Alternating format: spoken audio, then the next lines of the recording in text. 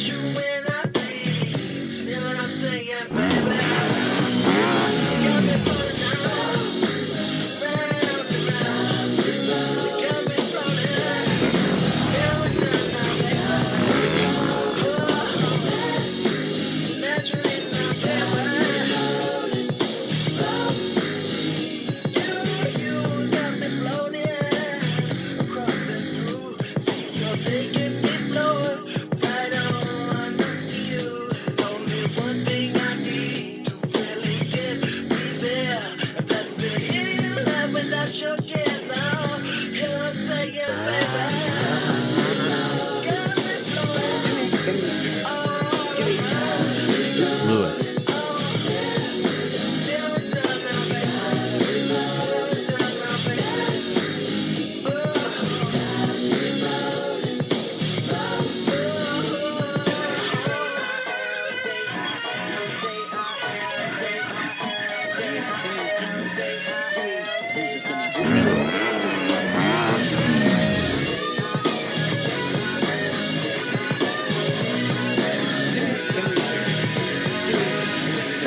Lewis.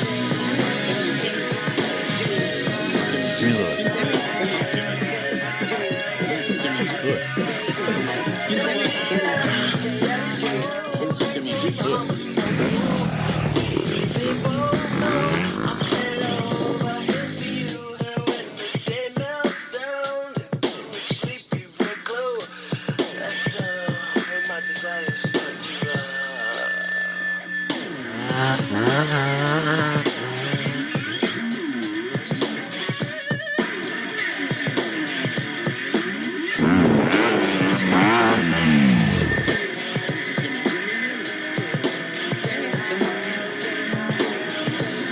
Lewis. Lewis. Jimmy Lewis.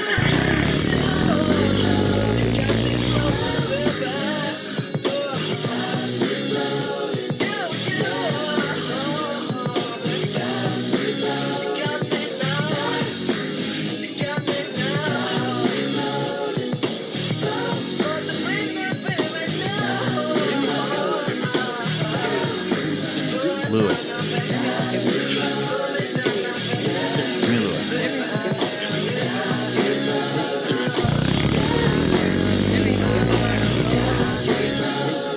Lewis.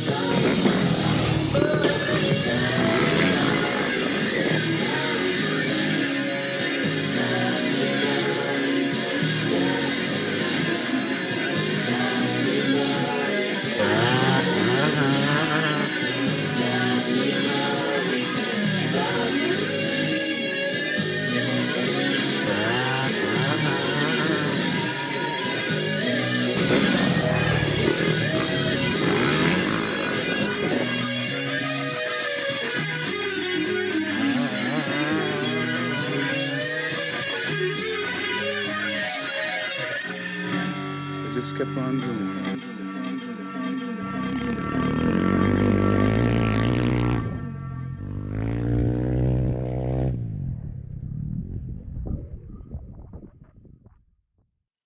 Okay, everybody, welcome to Tech Talk Tacos Tuesday, episode number 280.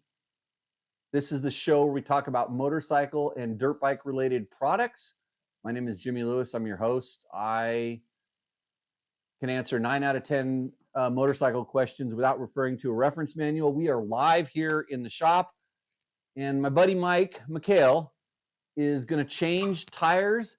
He's taking off tube tires, and he's going to put Mousses on while I do this show. So if there's any bad words said during the show, just let me know. So feel free to ask your questions in the chat. So at the bottom or wherever you're watching this, you can type a chat, and it says leave your questions here. AVE, leave, QUESTIONSHERE here in the chat. I just put that there so that it would be unassuming of you to not do that. So, okay. So I think it's working. I'm going to actually check something here because I can switch screens and then you can see that. I'm just checking my system because I don't have a producer. This is a one-man, one-hand show. And we wouldn't be possible without the help from a lot of our sponsors. Of course, our number one sponsor, our main sponsor is Yamaha. Yamaha helps us provide this content to you. They help us out in quite a lot of ways. Not only do they make sure that we can bring this to you, they get us test bikes.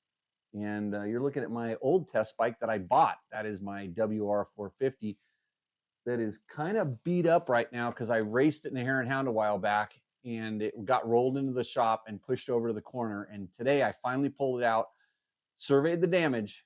There was a lot of rock roost because I passed a lot of people because I got a really bad start. And it actually, there's rock dings in that thing, like anything that's forward facing, like on my fork tubes.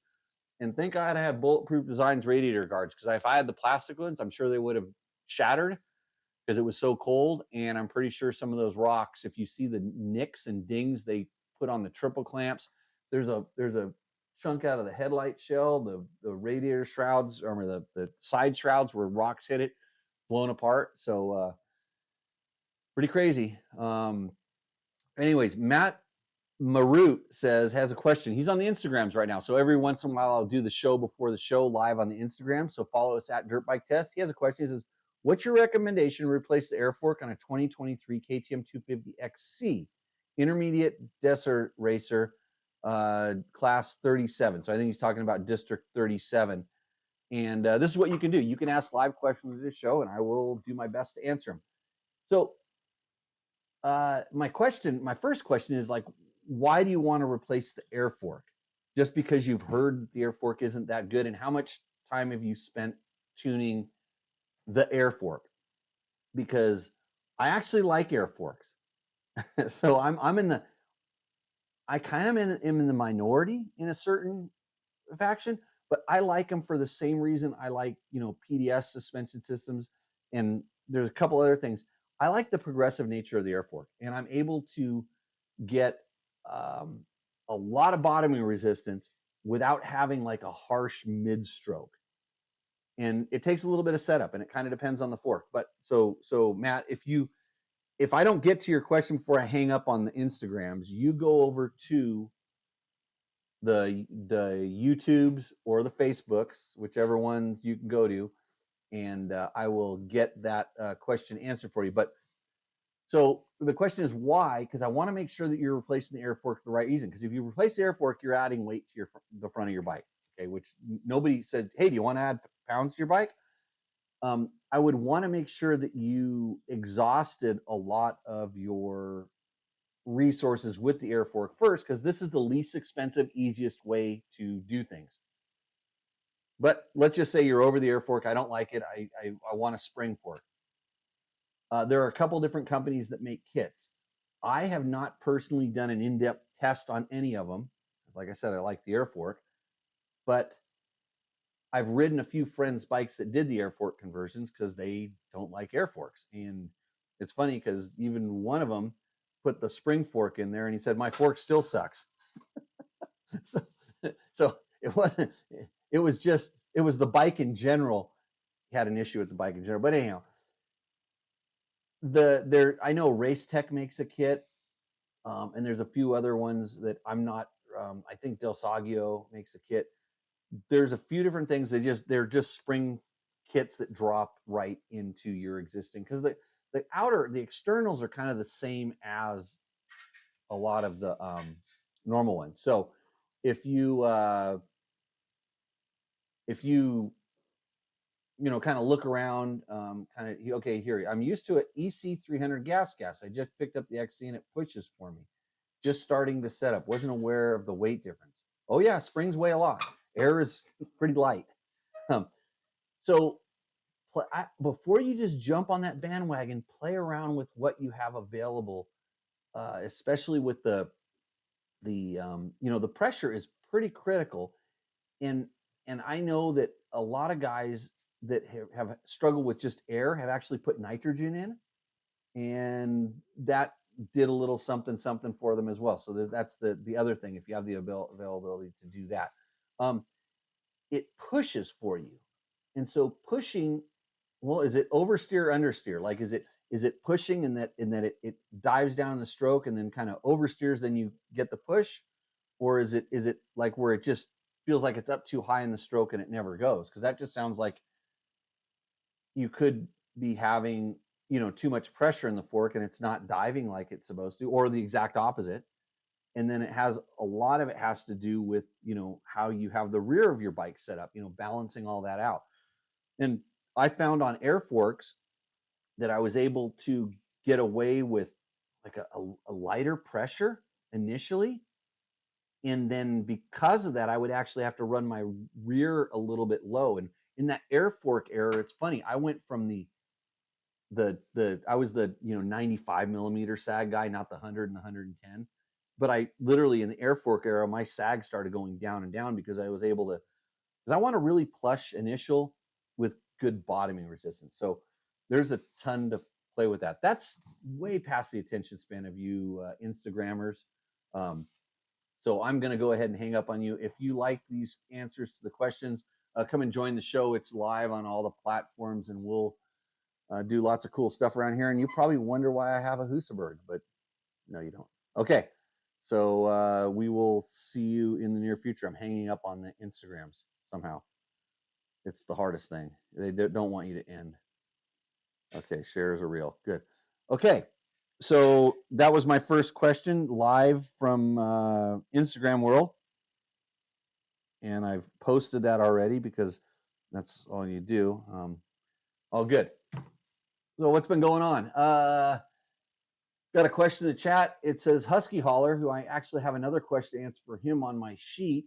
He says, have you ever tried an automotive tire changer with motorcycle adapters on a Mousse? No, I have not. I used to do Mousses on my knees without any tools. And then I got a Rabaconda and I slowly gravitated over to that and learned how to use that effectively. I did, when I was racing way back when Mousses were brand new, when it would go to 6 days, we would change them. And they had tire changers back then. And even then they had the of elevated tire changers. And I was using my knees so much to do it, where now I've kind of learned how to make it easy and not use my knees, use the tools. So if you're wondering what's going on, my buddy Mike is in the background. You can see him here. I don't know where he's at. I think he's struggling looking at the Mousse. Mike, how's it going? No. Yeah, so I mean, you could put a valve stem in there if we had one laying around, like out of a used tube. We could stuff a used tube in there, or just the valve stem part of the used tube screwed, and that way you can put air into it. But you can also just take the rubber nozzle of an air chuck and just put it in there and pop it if it needs to pop up on the bead. Yeah, don't worry about that. I will tell you that since that's a new Mousse, you're running a 325 Nitro Mousse. Is that what it was? Or 345? What is a big one? In a Michelin Desert Race tire. So that Mousse was, you had to push it in there pretty good, yeah? Yep. Lots of lube. Whole tube of lube. And did it seem like it was spread around in there pretty good? Okay. We're going to put just a little tiny bit of that that other lube in there just to give it a bonus lube, so that that that tube it's the clear tube, not tube, but it's a bottle. That thing right there. Okay, you're going to want to put just very liberal amounts of that. Just put it right along the side, between the mousse and the tire, so it floats in there. So like if it was just leaving the bead that's the size of the, if it's leaving the bead that's the size of the the nozzle, you would want to do maybe like an inch every 3 inches. So you're not going to use very much at all. Nothing like lubing a Mousse live on the show. He's not going to come over here with those gloves. I'll tell you that right now. Where's Victor when you need him? Okay, so is there still time for a Roosterendo entry? No, but I can tell you about my sponsor, Taco Moto, that sponsors Roosterendo. I went to tacomoto.co, but I didn't go there. I went there live and in person, dressed like someone who just chopped down a tree, which I had just done, believe it or not. Because this sure as hell doesn't pay the bills. But anyways, I needed some things, and they had all the stuff. They had all the things. I needed some fuel delivery products. I needed a 90-degree fuel tank thing. I wanted to get the little Golan filter that replaces your connector. I got, here it is. I'll grab it right here. I got the Taco Moto capacitor. Because I have one in my Yamaha WR to help it start better, for quick starts when I was racing that one time every year. But so I usually carry one of these in my backpack in case of battery problems. This is a real savior sometimes. So got a few things at Taco Moto. That's tacomoto.co. They bring you Roosterendo. Tonight we have 3 entries for Roosterendo.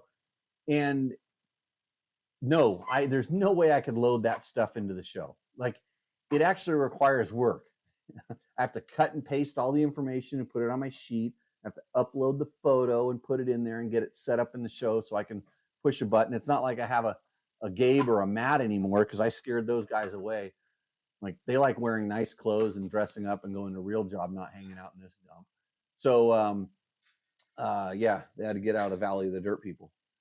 So cheers. No Roosterendo. Send it in for next time. You might win. And Chris Sonet says, hola. Hola. Yeah, good times. And he says, I get it, man. Working and lost track of time. What, you have a job?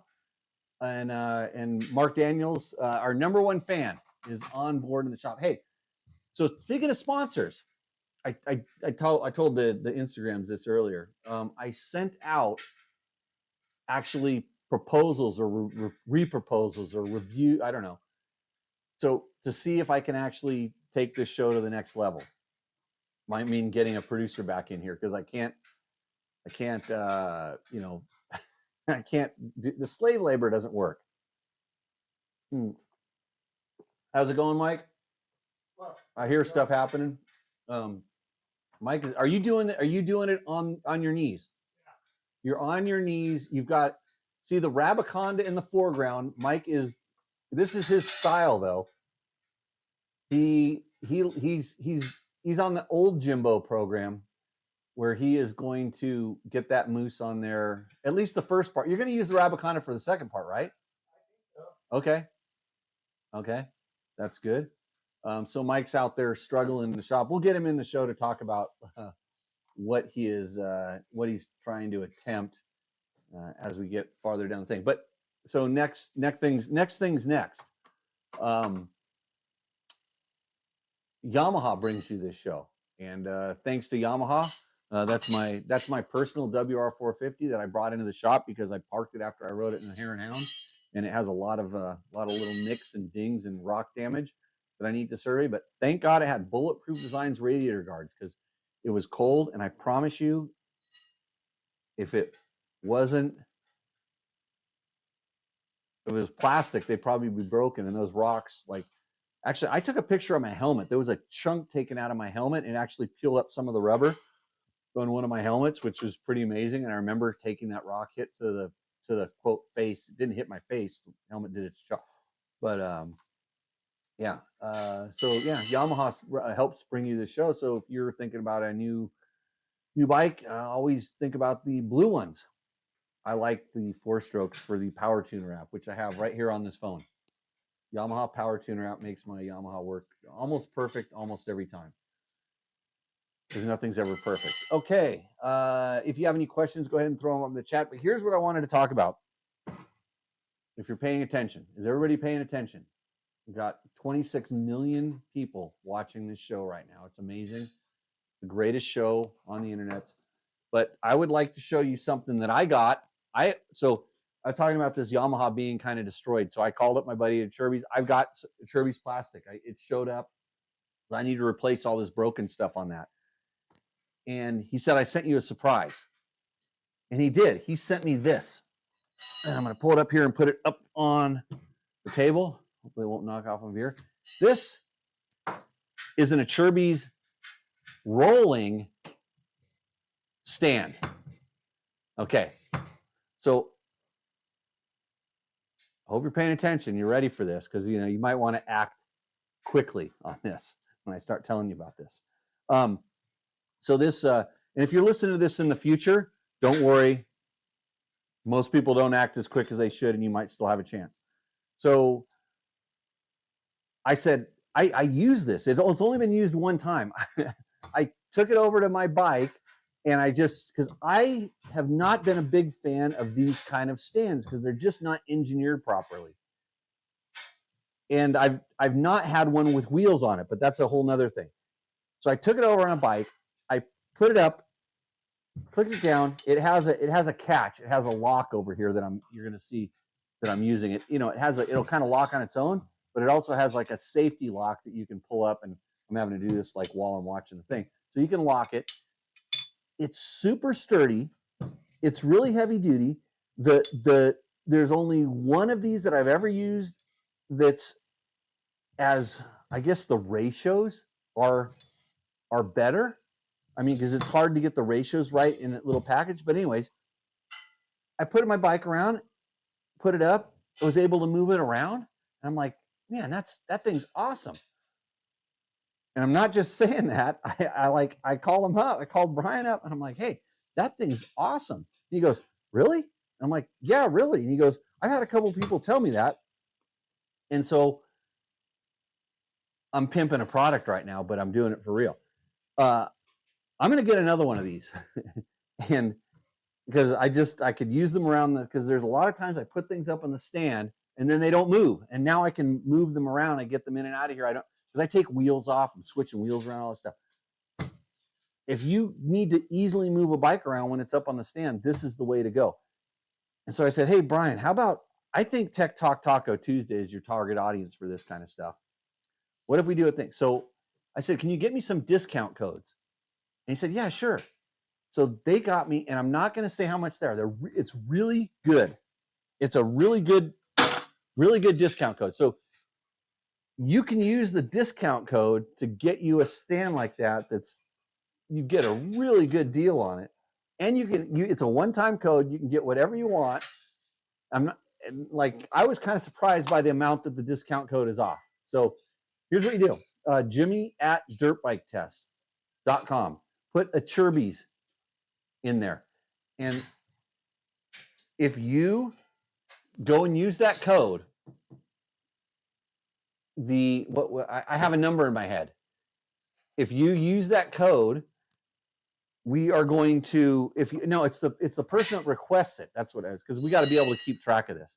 So anyways, I'll send you the code, and then there's a certain number. You're going to get a free one of those stands. So that's the way it works. Anyways, you want that at Cherby's stand. I want another one. That's how good they are. So I wanted to use it, but I didn't want it to be all dirty and slimy, especially if it was underneath that Husaberg right there. It'd have an oil stain on it right now. So I had a Husaberg problem this week. No, I mean, I have a Husaberg problem. I have a Husaberg problem. And then my Husaberg had a little problem. So collectively we have problems. And I'm working on fixing it, although the part's no longer available. So hey Mike, how's it going out there? Just checking on Mike out in the back. Getting it. Okay. Fact that it is that set for 2018? Huh? You set it for 18, right? I don't know how to use this. It doesn't. Well, it's yeah, okay, yeah. It looks like if it's set down, it should be okay because you got to make sure that. So remember, you flip it over and put the keeper in. Yeah. So the very first one you flip and hook on the Rabaconda. So use the flip that tire around the other way. Loose. No, make sure it's super loose. I know it's loose. I'm trying to get it. No. You do that last. You do that at the end. So move the rim lock on the other side of that arm, and the last thing that goes in is the rim lock. Oh, is that the other side that the rim lock's stuck on, or? Oh, so the tire and everything is almost on. I can't see it from here. I'm gonna walk over and check it out here. Let me see. I got to see the progress. It's hard to see from the producer's chair of the thing. You had that. That's the first thing you're supposed to do is put it underneath that thing. I know. So use the other sides of the tire ends for this one. So yeah, because it'll flip the tire up farther. A little bit, go just a tad bit wider, one at a time. Don't flip them both at the same time. Put no, not that wide. Just like a half an inch out of each side. Now put the other one under first. There you go, right there. Yep, one at a time. So that's actually how you hook the. That's how you hook the tire on the rim. Is use the rim lock to do it. I was going to touch, but I'm going to go back to my show. So flip them both up and then get it in there. This is the entertainment portion of the show. To watch someone else have to change a Mousse. And Victor wants to know if that's Mike Hunt. Nope, it's Mike McHale. Good one, Victor. You should have called the bar with that one. Jeremy Strower says, my focus is on finishing the 91 KTM 540 though. Okay. Send pictures when you're done. Tag us on the Ugrams or whatever they call them these days. And then Taylor sent in his thing. Jeremy has a Husaberg problem. He has 4. I got you beat. Not really giving out. Let's see. Mark Daniels, does 2 of the wheels have locking capability? What were we talking about there? 2 of the wheels have locking capability. Not really sure. You're going to have to, maybe I need to go back up. Somebody says, Ace says, what up? I had to get the right fulcrum point. Yep, that's important.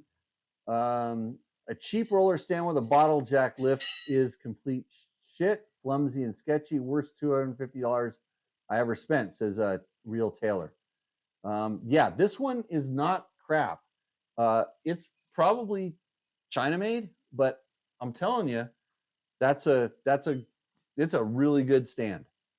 So yeah, and then he's ready to order. I recommend it. If you don't like it, if you don't like this stand, yeah, you're I wouldn't recommend it if I didn't think it was good. Shane Emoto says, can you tell me your opinion between Nitro Mousse and the Mr. Wolf balls? Yes, I can. So I have had probably my best mousse success with Nitro Mousse and Michelin Mousse. Okay. The Mr. Wolf balls, and I haven't tried the latest version. I guess they have some newer ones. I think they might even have new ones so you don't even have to lube, is what I was told, but I might be misspoken here. But I did try the Mr. Wolf balls. I actually ran them down in Baja even. I rode them around here trail riding in the beginning. And I swear I thought I could tell slight differences when I was hitting bumps, like in the way that the tire felt. Like if you would hit like right on the knuckle of the ball or in between. Call me crazy. You know, I knew I was riding and put it in there, but I actually thought I could feel it. And it's definitely, they have a different feel than a solid normal mousse, whether it's nitro mousse, air mousse, Michelin mousse, Dunlop mousse, Pirelli, Metzler mousse. Tried them all. So, okay, I heard we doing okay. So I'm going to give you a tip right now. So you flip that thing over and hook it underneath that little hook that's right next to that arm. The very first one, and that's the only time you're going to use that. Your only time you're going to use that thing. I got one. Where one tire iron in? Oh, where is it? Oh, it's past that thing? Get it on the other side. Are you left-handed or anything weird like that? Okay, so put right next to that arm, put the tire iron in. And then flip it all the way over and catch it on that hook. Wrong side. Yeah, other side of the arm. And your rim lock should be right where your hand's at. Okay, spin it around. Put it so the rim lock is right underneath that claw. Take the tire iron. Don't worry about anything else. No. Tire iron up by that arm on the right-hand side. Flip it over and hook it on that thing right next to the rim lock.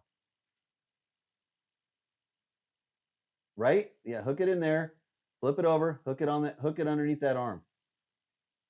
Okay, good. Yeah. Now work your way around. I'm thinking about direction right now. It would be going to your right, which is clockwise, and set in each one of those things. Every 4 spokes, set one of those little hooks in. You want to know what's going on over there? It's Rabaconda attacking. This is Mike McHale from Hawaii, getting ready for Nora in my shop, mounting a brand new Nitro Mousse. Come to speak of it. So, anyways, I've tried all the different mousses for trail riding. So one of the biggest problems with mousse is that you have a hard time controlling the pressure that you get. Like, so Nitro Mousse has the normal and they have the plushie, and Michelin has a couple different ranges of them, and it kind of, depending on what you're doing, you see guys drilling holes in the mousses and doing all these different things. For the regular guy, you don't want to go drilling holes in your mousse, you don't think, because that takes away from its durability. The mousse balls idea is that you can adjust the number of balls in there and you can kind of build your favorite pressure. And then as your balls wear out, you can stuff another one in there and then kind of go back up. Really good system. So I tried it. It had a slightly different feel, whether it was the individual balls or just the compounds of them. It had, I would just say, it wasn't the most consistent feel when I was really hitting stuff. Although, like when I was going around turns and just normal things, it was fine. So if you're trail riding, I think it's a lot better of an option. If you're doing, dual sport / desert stuff, I would look someplace else, because of all the different balls and there's more surface points in the contact. You would think they'd be all stuck together, but there's friction in there. I didn't see any kind of a failure with it, but I did have some get a lot softer than others after I did my high speed running. So that's my answer there. Shane, hopefully I answered your question. And let me see. Good. Mark's on the Achirby's stand. Mike Wildman says, loose program tonight. Oh, you thought this is loose? I forgot I left Mike on the thing. You're getting a good, he's not a plumber. Let's just put it that way. If you're listening to this right now, there's a guy behind me changing a mousse. How's it going, Mike? You working away? How many of those things you got set in there? Well, no, you're using the wrong end. You're using the wrong end of the tire irons. To set them, use the square end, not the rounded. Yep, that one. To set it in there. I might go over there and do an example. Thoughts on early Husabergs? Says Drew Kelly. I'm thinking of purchasing an early 1995 501. Okay. If you like playing with hand grenades that are really fun to play with, and then once they blow up, you can't replace them anymore, that's a really good bike to purchase. But they run like a raped ape. And do I have any pre-94 Husaberg stuff? Yeah, unfortunately, I have no, I don't have any 90s Husaberg stuff. I have all the ones that are the cases, the center cases go up onto the cylinder. So let's see. Thanks, Jimmy. This poor guy is on Zoom in my garage TV. Yeah, yeah. So okay, I'm gonna walk over here and offer Mike a little advice. Mike, did I not? I have a question. Did I not change a Mousse in front of you last week? What? No. What? Rapidly. I don't want you to break the bead in that tire. I don't want. That's the worst thing that ever can happen. Ooh, yeah. We need to get this bead has to go down, or you're going to break the bead, and that's the worst thing ever. So do your show. We can do this later. No. We're doing this now. Okay. We're doing it on the show. That's what the show's all about. Okay. But no, that's a good one to leave there. So actually, you know what? We can take it up because we're going to have to use this tool now. So let's go right here. Push it down. So go down with that thing. Yep. And then let's go a little bit farther because no, we're going to hook it on this. No, wait. Go here,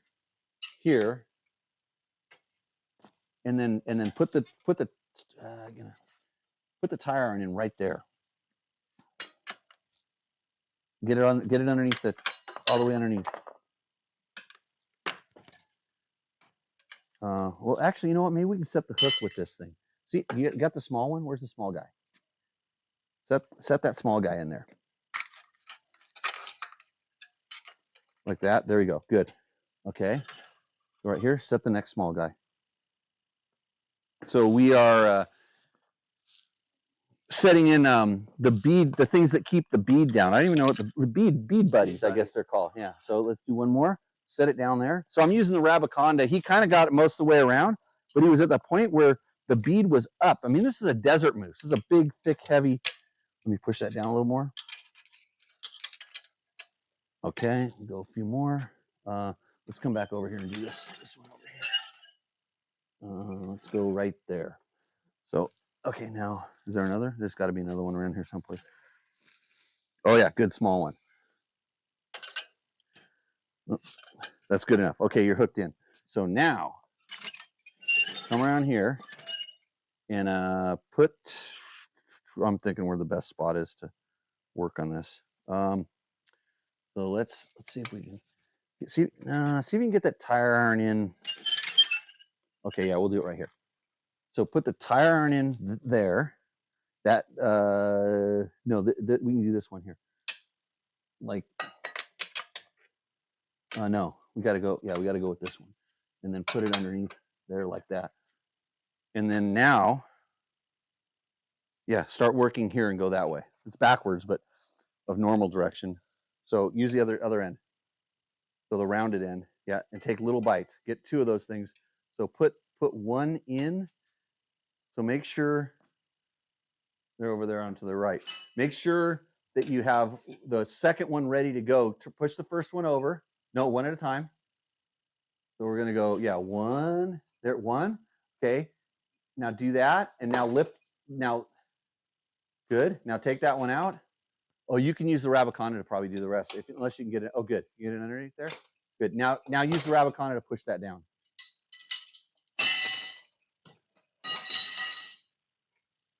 And then make sure it goes underneath the rim. Okay, so you're above the rim lock. So we're gonna have to push that rim lock in. So usually use the other end of the rim lock. I hook it in there. Okay. I'm the kind of person that takes the tools out of people's hands when they are working because I have a hard time describing what I'm doing. Yeah. Ace says, hurry before he breaks the bead. This is another guy that knows a lot too. So yeah, that was first Desert Mousse, Mike? Yep. First Desert Mousse. Yeah, the big fattest stinking nitro mousse that you could stuff in there, and it's all good. Okay, so if you weren't listening earlier, I have some Chirby's discount codes that you really want. So email me for a little code. I will do my best to get back to you, and because I'm leaving to go to the Nora Mexico 1000 tomorrow. But I will have my computer with me, and there are times that I'm sitting down there doing absolutely nothing, waiting for riders to come out of the desert. So I might have my Starlink up, and I might be able to answer emails. But the reason we're doing that is because I got this sent to me the other day. This really nice Achirby stand we talked about earlier, and I was really impressed with it. I said, hey, I would like to tell people about this, which I'm doing. And I wouldn't tell you if I didn't think it was cool, and I have discount codes. So that's all you need to know. Okay, on to the next part of the show. Did you get that rim lock in there or not yet? We can I'm trying to think of the best way because usually the last flop, that's why you have it on the other side of the arm. And when you're doing that last flop, you put another tire in there, and as it's going over, you just push the rim lock in a little bit, and that tire slides right underneath it. But right now, it's on top of it and pushing down. So you have to kind of pop that tire up again a little bit. So maybe put one tire on each side, kind of like what you did on the back side. Get both of those, and then I can maybe come over there and push the rim lock up in there, because that's a three-handed operation. And yeah. If you have any yep, yeah, you get a your Desert Move cherry has been popped. Well, he's not done yet. He's got the front too, by the way. So this is Tech Talk Taco Tuesday. My name is Jimmy Lewis. We are live here in the shop answering your motorcycle product related questions. If you just joined us, I'd like to thank all of my sponsors that help us do this. If you are one of my sponsors and I haven't sent you an invoice for many months, you can just send me a large check. That's what I said in the email that I sent out today. Real Taylor says, the Rabaconda versus Mousse tire changing stand. Tired of paying $50 to $70 per tire every time at my shop. So the Rabaconda is portable, pretty lightweight, easy to use. And I don't specifically know which one the Mousse one is. I know Ty Davis has a tire changing thing, and there was another one that someone mentioned to me the other day. He said that I've used it before, but I don't remember.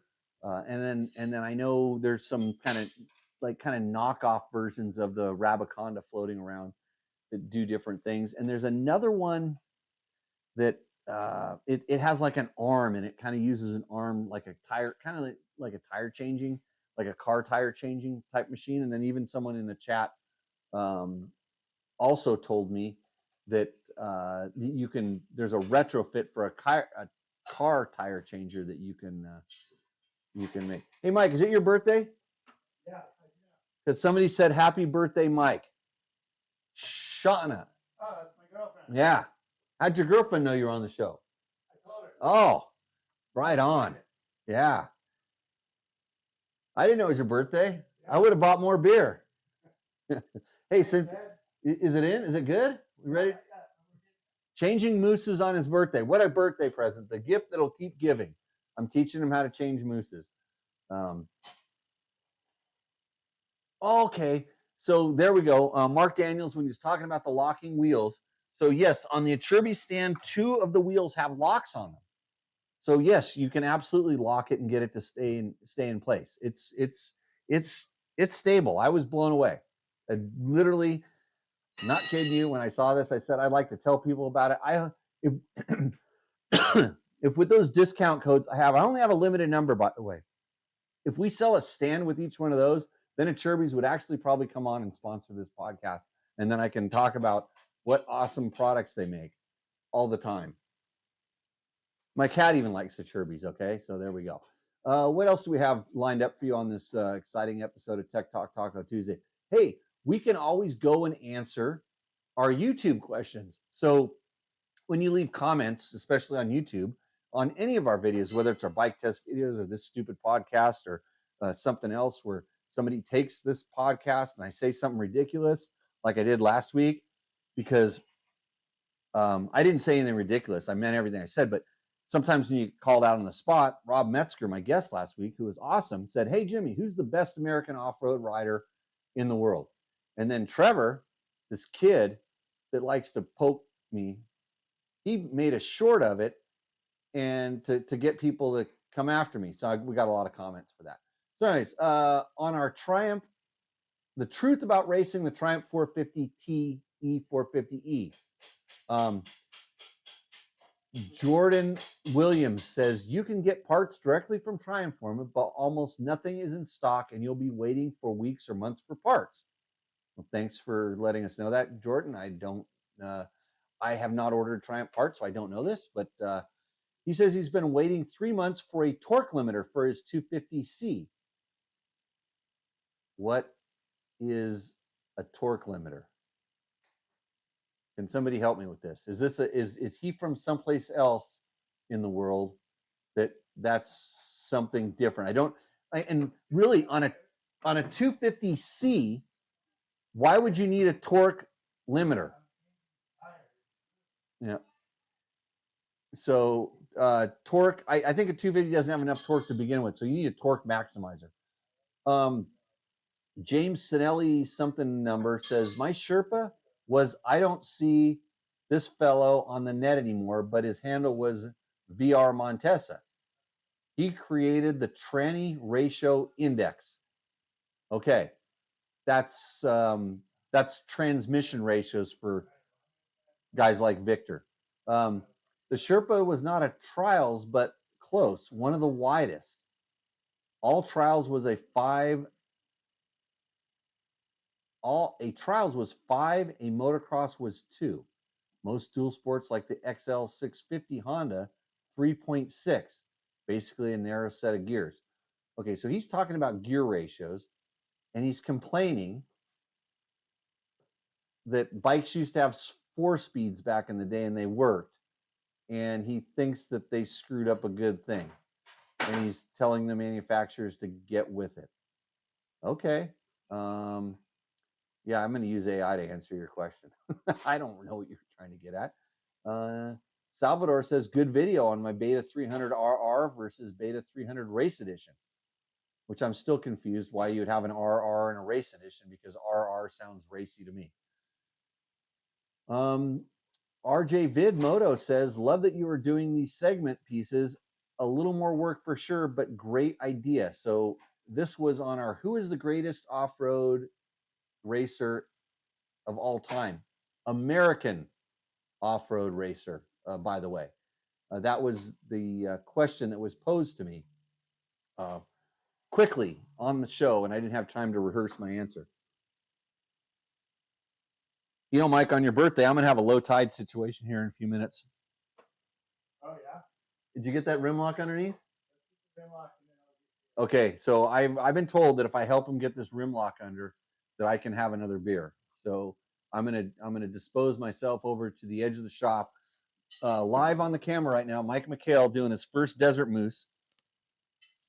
Let's see if we can. I gotta lift this up so you can push the rim lock. Okay? So what we should do, we should use the Rabaconda arm to push down so we can get the rim locks underneath. So what I'm doing is I'm spinning the tire around, going over to where I can use the Rabaconda arm. Yep. And then I'm going to put it here and then take that and set it down that way in right there. So push it in right there. Okay, it's underneath. That's good. Let's go to the other side. I should have started on the other side, but anyways, I swear you're left-handed. Maybe I'm left-handed. I don't know. Okay, and then we're going to push down there, and you're going to stick that in there. Got it? Yep. Okay, so just one at a time. Never want to do 2 because it's going to put too much strain. Then I'm going to take this guy here.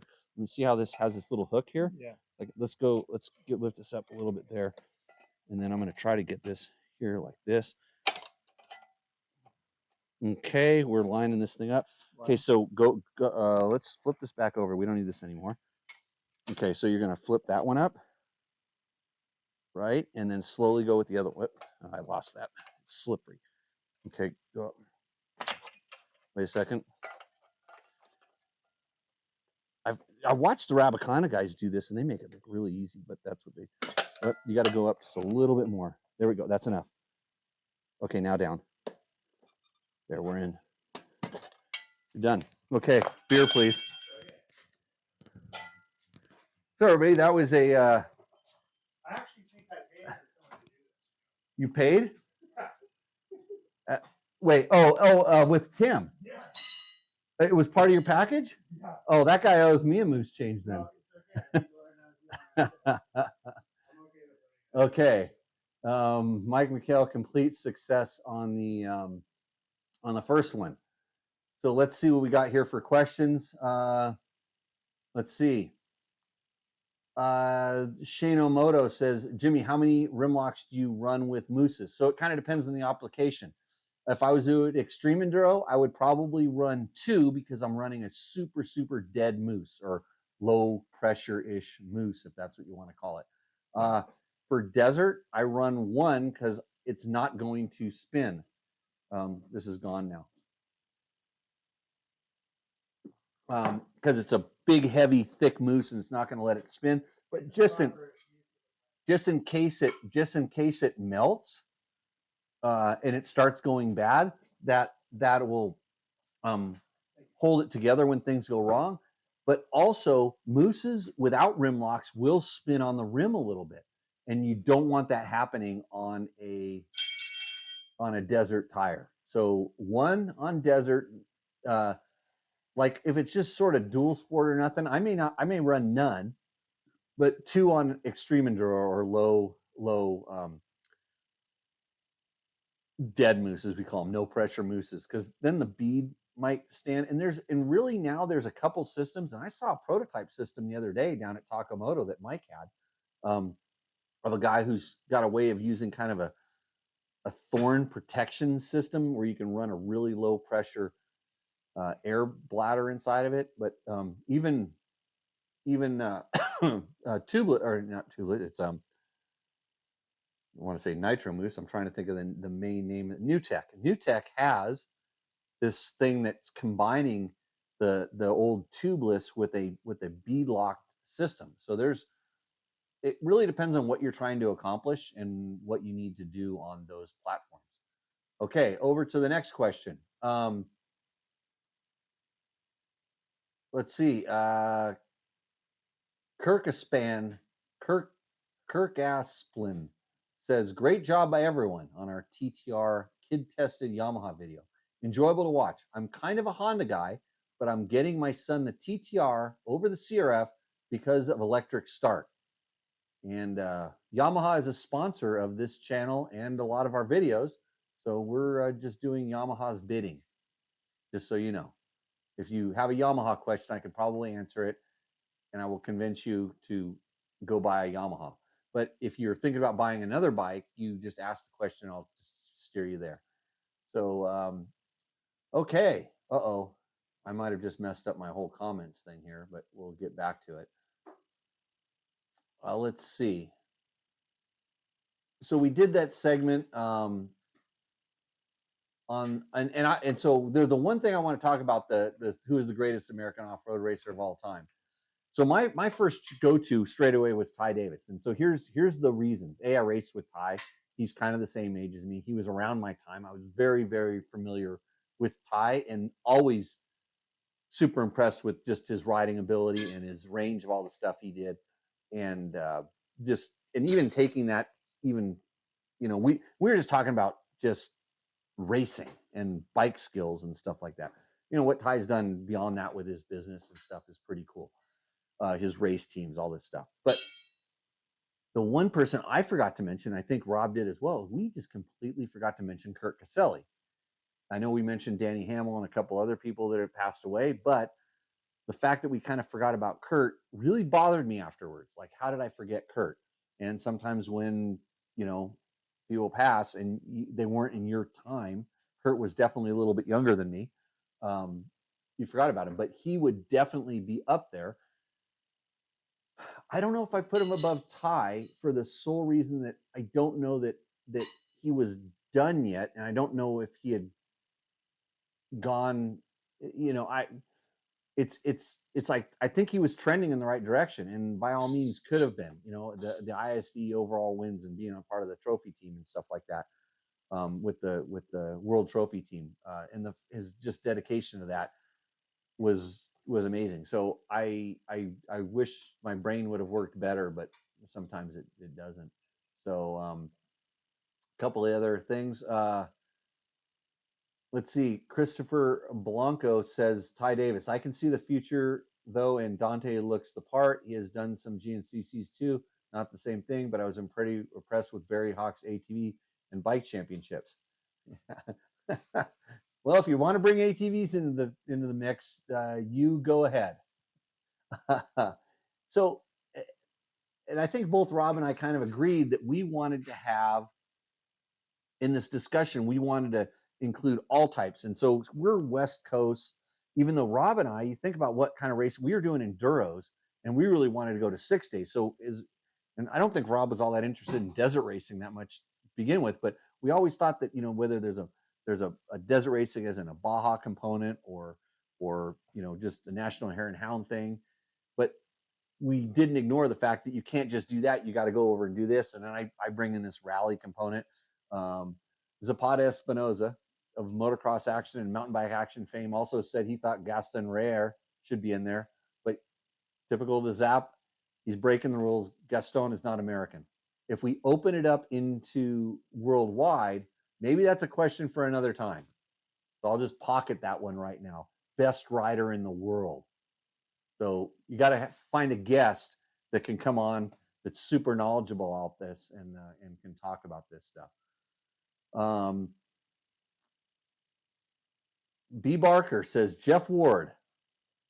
Jeff Ward didn't do much off-road racing. Barry Hawk didn't do much desert. Larry Rossler, I brought him up. Lane Michael. Sorry, not familiar. Randy Hawkins. Randy was good. A little lack of the high-speed stuff. Josh Hill. That guy's pretty impressive, but sticks to the tracks. Tristan Hart. Never seen Tristan go really, really, really, really, really fast. Graham Jarvis. He's old. I don't even know. Old guy. He's got a lot of followers.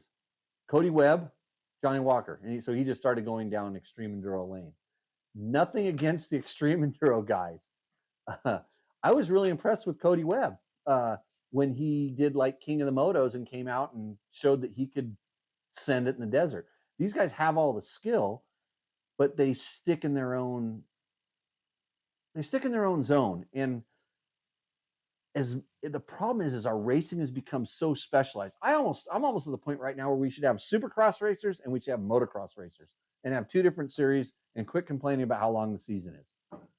Just have different teams, have supercross races and motocross races and just break it up. And that way, if you want to just ride around in circles inside of a stadium, I'm loving the racing this year. But just for me to comment on sort of what's going on, if I close my eyes and open my eyes up, it doesn't matter what stadium we're in. I like the racing, but it's sort of the same thing. And the flavor range isn't there for me. But like the racing. Mike, like the racing? When I watch it. Yeah. Mike's getting ready to do the next Mousse over there. I gotta figure out how to up the beat on this one. Oh, we'll do that later. Oh, that bike should stay balanced on that, or no, it won't actually. You can put the wheel back on. We'll just run the air hose over there and dial it in. So tonight live in the shop, my buddy Mike is prepping his bike for the Nora Mexican 1000, meaning he's putting some new Mousses, brand new tires and Mousses on his bike. LW 3918 says Johnny Campbell. Nope. Johnny is my good buddy, and he went to 6 days once, and he did Dakar once. But since I beat him, he can't be the best guy. Caleb Russell, Kurt Caselli, David Knight. Okay, David Knight, not exactly American. Joseph Garcia. We talked about Joseph, I think, but not for that thing, just because he's crazy fast. Caleb didn't branch out. Incredible the GNCCs. Like, he's got more wins than anybody there. So, lots of stuff. And then we have these older guys that's awesome that bring up guys like Bob Ballantyne and old desert racers kind of crazy. And then they start telling stories, which is you know, I always like to learn from some of these conversations. If you want to know where we're getting this stuff, just go to the comments in our YouTube, watch the video, and scroll down and read some of the comments. And if you want to talk about this subject more, just put it in the comments on this video, YouTube, and we will bring it up. Yeah, Shane, we talked about Taylor Robert. Let's see, Zip Tie, Kurt Caselli, Larry, Ricky. Yeah, Ricky, as in Ricky Brayback. I'm putting him a little bit in the same thing as, you know, Danny Hamill. And, you know, Ricky really goes fast. Ricky doesn't go slow. In fact, I can't even get Ricky to go extreme enduro riding with me because he thinks it's stupid, or he thinks I'm stupid. I don't know which one.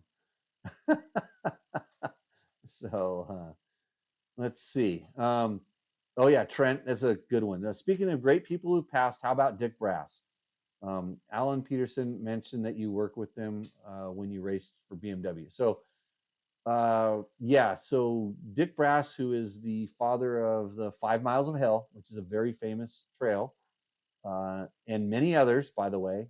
Dick, for the latter part of his life, when I knew him, was traveling around making trails all over the place, incredible trails, and had a, you know, and he kind of became persona non grata with a lot of land management agencies and stuff because, you know, they weren't happy that there were trails out there. They weren't doing it. Somebody had to do it.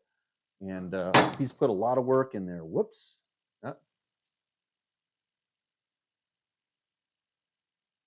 Sorry, I grabbed the bottle, not the mouse. I wanted to adjust my screen. But yeah, I worked on some. He showed up at some events because he was showing some of these event guys where a lot of the trails in this area were, and I really got to know him. He was amazed. He was amazed that I knew a lot of other guys just like him, old dudes that were out there cutting trails, and they taught me a lot. And if it wasn't for people like Dick Brass, you would have a lot less places to ride. And so kind of keep that in mind, because it's getting more and more difficult to be able to have good trails to ride. And you are losing trails, all kinds of trails, because of access issues, whether it's solar, whether it's just conservation. And if you don't get involved in that stuff, you're missing out. And Trent also mentioned that I honeymooned in Green River so you could ride the 5 Miles of Hell together. This is a true story. My wife and I, our honeymoon, we did a lot of things, but we did ride the 5 Miles of Hell together. And I left her out there for 2 or 3 hours to sleep underneath a rock because she got really tired, so I could go meet the other guys we were supposed to go ride with to tell them that I wasn't going to make it. And then I rode back and rescued her. But it was all good. That's why we're still married today.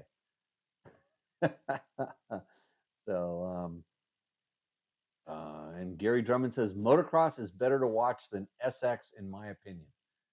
I like them both. I mean, I just like watching guys at high levels ride motorcycles, you know, not insta bangers, like competing, you know, when they're competing, that's a whole different thing. Somebody says Shane Watts deserves a mention and the conversation. Sure, he's an Australian, but I guess evidently we don't like Australians anymore. But that guy did everything as well. He rode motocross. He tried some desert racing. Wasn't very good at the desert racing, or didn't take to it as well as, you know, doing things. But he has ISD overalls, and there's no doubt that guy has a ton of riding ability. Also, he's still out around doing schools. So if you want to learn how to ride like Shane Watts, look up Shane Watts. And thank to Rocky Moto X, as except for one thing, he's Australian. Let's see what else. So some guy, he says, Diver0192 says, I get up at 4 a.m. every day. I wish I was going riding like these guys instead of going to work. I really like content like this. I wish So it would be great to see stock, mostly entry-level bikes doing all kinds of competitions. That's what I've got Trevor for. So, okay. Yep. And somebody else wants to add Caleb Russell to the list. Yep. He's got a lot of credentials. But I just want a little more diversity to say the greatest. Because if you're going to say the greatest of all time, you're looking at like a someone that's doing like the like the Olympics. You're going for someone who's doing the back when Bruce Jenner was a man. What did he win? What was it? The decathlon, right? 10 events. Yeah, Mike? Decathlon. Yeah. So like, and that's one of those things where you're showing your spread of everything, and that would make you kind of like the greatest because you have some variety. If you want to say the greatest GNCC racer, or the greatest Hare and Hound racer, or the greatest Baja racer, then you bring Johnny Campbell, you bring Caleb Russell, you bring guys like Destry Abbott and Dan Smith into the fray, Danny Hamill. It's gets specific, and it's different than greatest. Here's a good one. Margaret D. Fresh Uni says, "You are not so fast, just a good media boy. You are just a lucky kid with enough of your parents." And then it sounds like the fucking painkillers kicked in and she had to reset herself. It says, "Your parents had just enough money from Somas." There's a lot of love on the tubes these days. Yeah. Yeah, calling me out for being a rich kid with rich parents. Yeah, good for you. Hope that helped. I read it out loud. Okay, so those are all of our YouTube comments. So if you want to make my life more miserable, please just comment on this video. And then Trent says, "I'll also mention Dick Brass's estate donated $500,000 to Blue Ribbon Coalition. Even in death, a pillar to the dirt bike community." That is awesome. I know that we have some land use issues built into my wife and I's trust as well. So, but since I'm a rich kid, it's probably going to be a shit ton of money. Okay, back in the chat, Mike, how's things going out there in the back of the shop? Slow. Okay. Did we lube those up? Those axle lugs? Okay. So you're taking them all the way out and putting some anti-seize on them?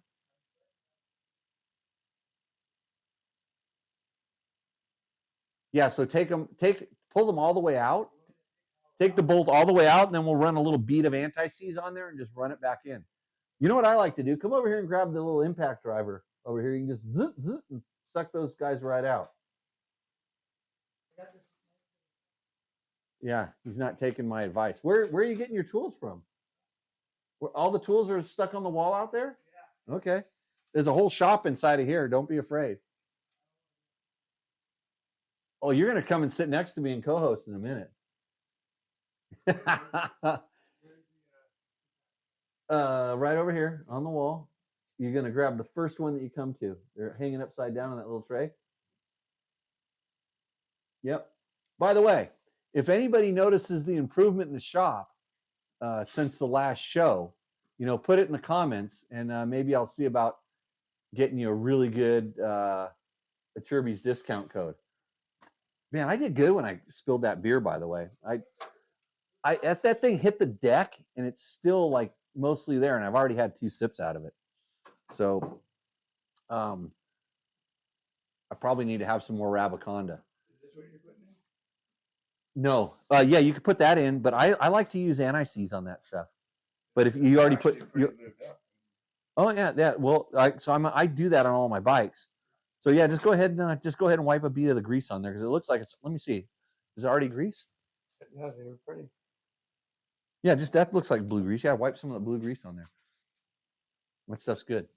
So Mike is right now, he's got his rear wheel off, so we thought it'd be a good time to pull the chain adjustment bolts out because they're, it's dissimilar metals, and if there's stuff gets in there, there's corrosion. It's good to have a little coating of something on there. And let's see, the calendar upgrade. That's Johnny Campbell's responsible for that. Let's see. That's not it though. Shano Moto says, is it intended to run a bike with a kickstart because scared of breaking your starter button? Is it intentional to run a bike with a kickstart because, you're talking about Mike's 500 EXC out there. No, he bought the cheapest bike in my fleet. He had a budget. He was sticking to his budget, and I said, I think I can help you out. So not only is he having a what do we call it, bucket list item? Yeah. He's bucket listing the Nora's Baja. I always want to say 500 or 1,000. But anyways, he's bucket listing the Nora's Baja, and he is acquiring a bike here that he's going to keep over in the States that he can go do like all kinds of cool stuff. 2 for 1. The floor mat is not the one, and it's an Achirby's floor. I got to turn the other way. It's an Achirby's floor mat. We're working on Achirby's, but hey, Achirby's is hooking you guys up. They're not helping me. They help me. They've always helped me. Franco Achirby saved me from a life of slavery in Zurat, Mauritania. Long story, but true. And that's why you should be buying this Achirby's stand. Hopefully I don't knock over my beer. Came close. This stand right here. It was sent to me as a surprise, a gift. I used it. It's super awesome. And I was so impressed that I talked to him and said, hey, I want to promote this on the show. I think I can move a couple of these for you guys. And it wasn't the other way around, I promise.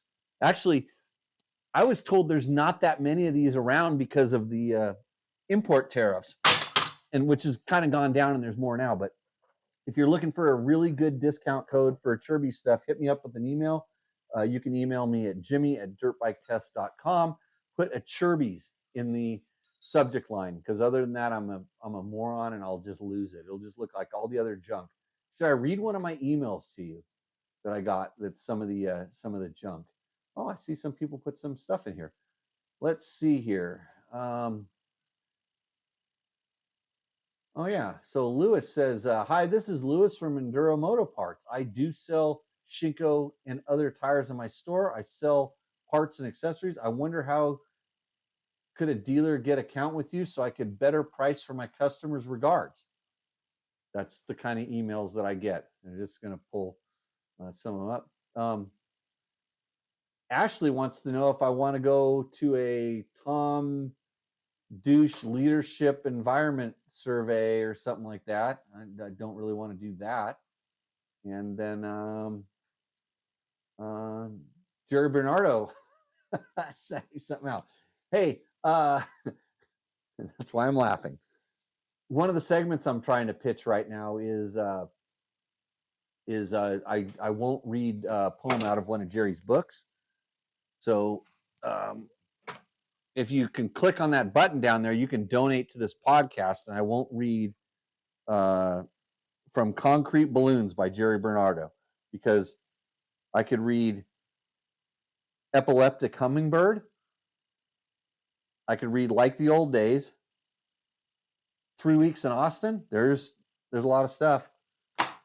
And he has a new book out. You can get it on Amazon. You should check it out. You should buy it for yourself. Okay. Wow, good return on the Achirby's things. We might be getting close to the total discount codes, but I tell you what, I'm going to hold at least 2 discount codes, if not 4, 4 for people that. So if you're listening to this as a podcast, here's how I know. So if you're doing this as a podcast, you're going to put Achirby's podcast. And then and I'll know that they come after the date when I finally get the podcast released. So all the work this is almost as bad as me selling t-shirts. Just really good. Brad Rudy says, Jimmy, are you going to run Knobby Night at Costa Mesa Speedway on May 16th? You know, I may, because Colton Udall, who is very connected to Brad Oxley, who's very connected to Costa Mesa Speedway, is racing the Nora and in the pro class, and he's actually auctioning off his bike. I go to Colton's Instagram and figure out how you can buy a raffle ticket. I may buy one, but if I wanted everybody to think it was rigged, so I might not buy one. But maybe I'll buy it, and then I'll auction it off on this show. Again, I'll re-auction it. So raise more money for whatever. He's probably raising money to go down there and race because it ain't cheap. I would do it to a charity of some sort, because the last thing I need is another freaking bike, unless it's a Husaberg. So the ultrasonic cleaner looks new. Nope, the ultrasonic cleaner is clean, but it's not new. So keep trying, Gary. You're getting close. I don't know if you can see the newest improvement. Maybe not. It might be over in the corner or something like that. I never know where the cameras are pointed. And it's not the Husaberg. So yeah, Brad, I remember when we used to do the Demolition Derby down there with our SoCal XRs group, and then we beat the Metal Militia. I like to call them Metal Militia Light, but we still kicked their ass in the Demolition Derby. That was good times. I used to like it when they would just let us race mini bikes around there to clear the mud off the track. Those are good times. I may try to stick around down there because I'll be coming back from Baja. That could be that's Costa Mesa Speedway is really, really fun times. Okay, I've got questions in the docs. So don't be afraid to email me for the Chirby's code. Make sure you put a Chirby's in the subject line. Hey, another thing, Yamaha sponsors this podcast, and they want you to know that they are having an invitational weekend at Alvarado, Texas, for their Blue Crew races. So if you want to do this, all Yamaha, YZ, TTR, and PW owners are invited to join Yamaha for a weekend of racing and friendly activities. Riders will have an opportunity to join Yamaha ambassadors and exclusive Friday Blue Crew training sessions. And then the top youth riders in the YZ 125, YZ 85, and YZ 65 classes can qualify to compete in the YZ Super World Final during the MX of Nations at Iri in France. So go to YamahaMotorsports.com and click on the events and see what's going on there. Okay. So I have a question that I was supposed to answer, and I might actually call this guy. This is Eric Hermstead. And so he has time for some more pendants for you. I have a problem with my 2018 Husky FE350. It started stalling and running rough when running at low RPMs. I traced it to a bad injector, which I replaced.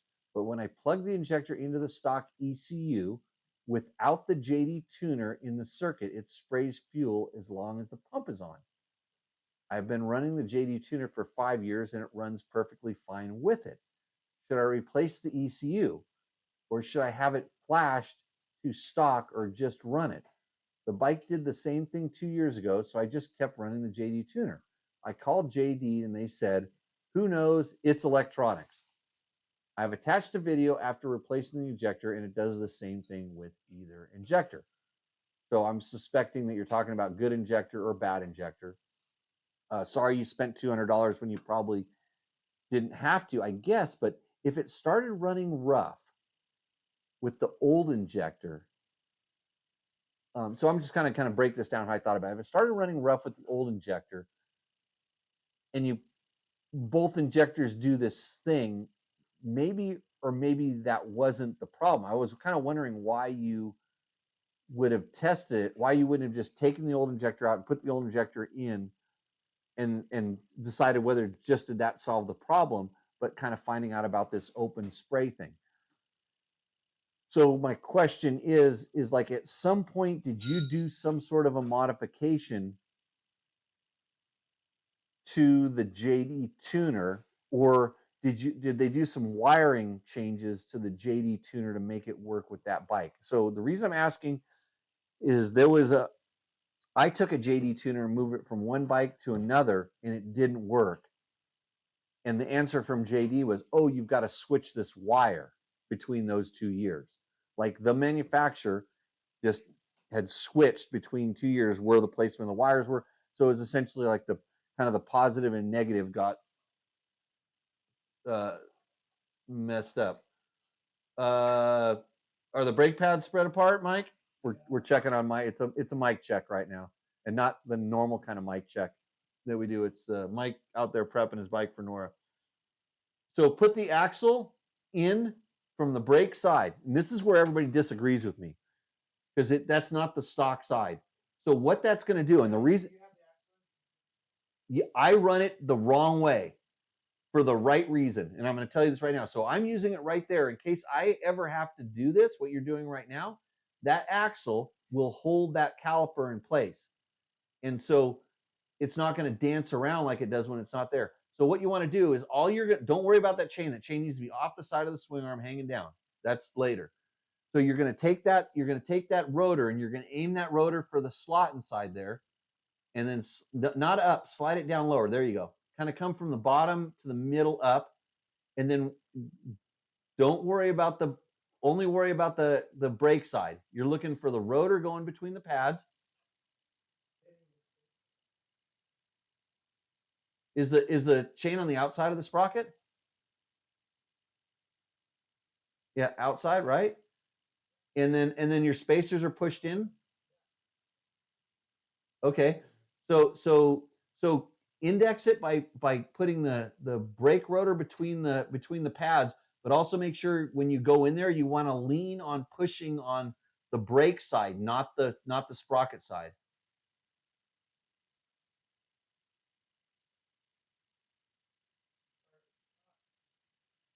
Well, then tap on the spacer.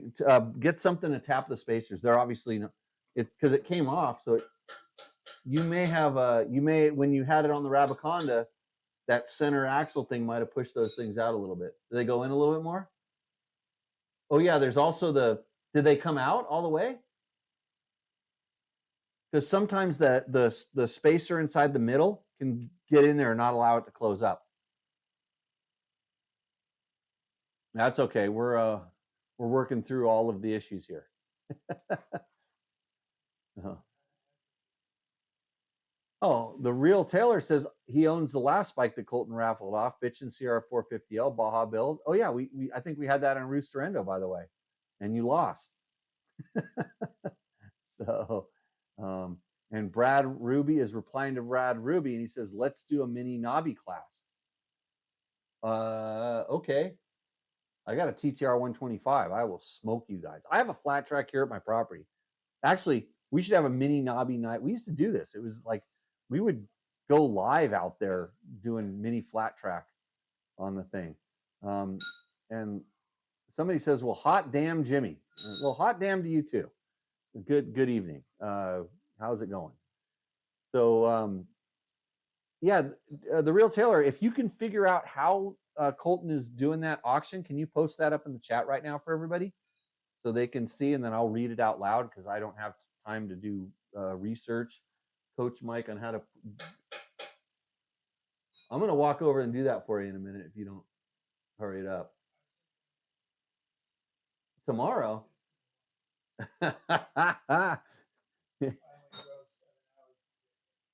Only 7 hours of driving? That's going to be like a half a day at Nora. Okay, so back to the question, back to the fuel injector question. So my question is, did it, and I'm hoping you're in the chat, and if not, I'm going to call you because I think I don't see you in the chat. So maybe I will give the guy a call because he's got it. He gave me his phone number, and I want to know the answers to the questions because I'm confused also. But here we go. Hold on a second. Here we go. I won't say your name out or I won't give your number out loud on the thing because all the girls will be calling you. It happens to me all the time. I tell them my wife doesn't like it. Okay, here we go. I'm giving you a call and see if he answers the phone. Oh, Eric, this is Jimmy Lewis. You're live on Tech Talk Taco Tuesday. Yep, I'm watching it right now. You're probably on a delay.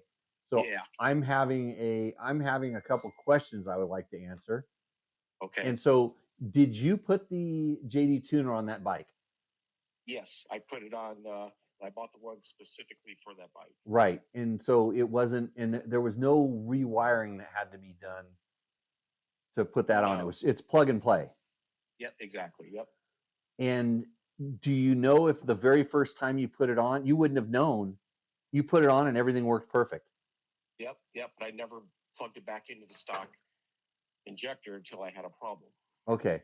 So because one of the things, if you, a JT is a what we call a signal interrupter, and so what that does is it basically takes the signal that the ECU is sending to the injector, which is just a pulse, and it either lengthens it or shortens it to allow more or less fuel to go in. So if you have your JD tuner and it's all on threes, I believe it's been a while since I played with one of these. Yeah. But if it's all threes, you're essentially have your stock map in there. Yeah. And then if you alter it from 3, and they usually have a recommended setting that's different numbers, and that's what they found that works best on their dyno and their riding testing. Is that kind of correct from what you saw? Actually, I used your settings. Oh. I think you put it on a 350 if I remember right. I have done that a number of times. Well, on KTM's, but the Huskies is basically the same. Air intake's a little bit different, so slightly different. So then the bike must just run completely awesome.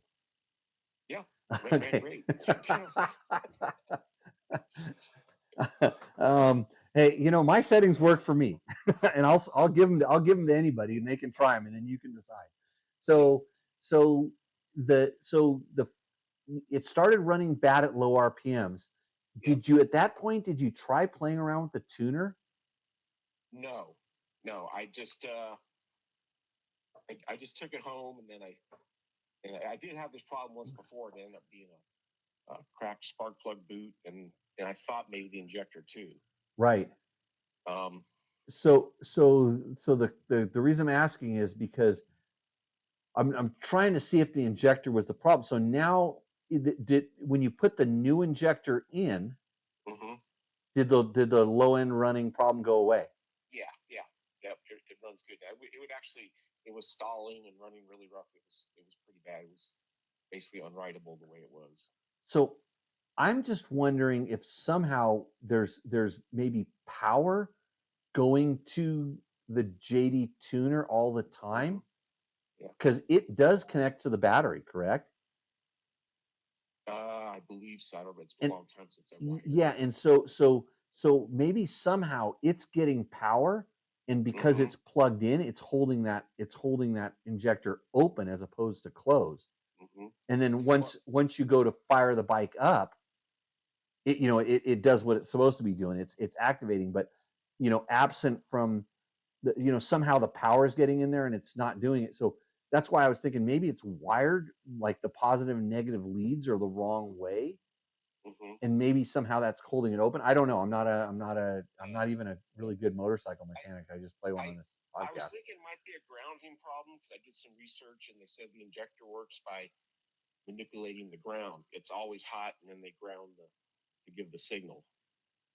That makes sense. And the JD tuner has its own ground, so I'm wondering if maybe my ground in my stock harness is bad, causing a problem. So I know, especially on the Huskies, does yours have the plastic subframe? Yes. So that was one of the issues with the Huskies, because that JD tuner is probably grounded to the battery, and the battery is grounded through the frame. So maybe, here's where that's why I have to, people send me these questions and I have to talk to them to kind of, theorize on what might be wrong. So one of the biggest problems with the plastic subframe bike was actually establishing a really good ground to the main frame and everything else. And even on some of the bikes, like even the KTM 390, they were actually running. I mean, it was weird on the test bike I had. There was a wire on there that was not a stock wire. And I'm like, what's this? And like, oh, don't even worry about it. I'm like, no, what is it? And so even on that bike, they felt so concerned about making sure it was grounded. They ran these wires from the engine up to the battery and from the chassis up to the battery to make sure everything was really a solid ground. So I would maybe investigate that, and for sure, Okay. if you find something out, let us know, because I mean, this is how we all learn. Yep, I'll add extra ground and see if that helps. Yeah, and I mean, it's something you can do real easy. Just run a ground from the battery down to the down to the chassis, and we can go from there. So, my cat is getting jealous of me taking all this podcast time away from her. So we can just sit around and pet each other all the time. Oh, I had to stay up past my bedtime to watch this. Right on. Well, I hope we helped, at Yeah. least a little bit. But I want thanks for reaching out, and enjoy Tech Talk Taco Tuesday. Okay, thank you. Appreciate it. See ya. That's what we do here on the show. Answer 9 out of 10 questions without referring to a reference manual. But we just use a lot of experience. I use a lot of experience, and then your experiences too that kind of help out. I've got another question from Matthew H. And he says, I am hoping you can get me pointed in the right direction. I recently purchased a 2020 KTM 500 EXCF with a Get ECU. I downloaded the Get app to my phone and connected to the bike's ECU.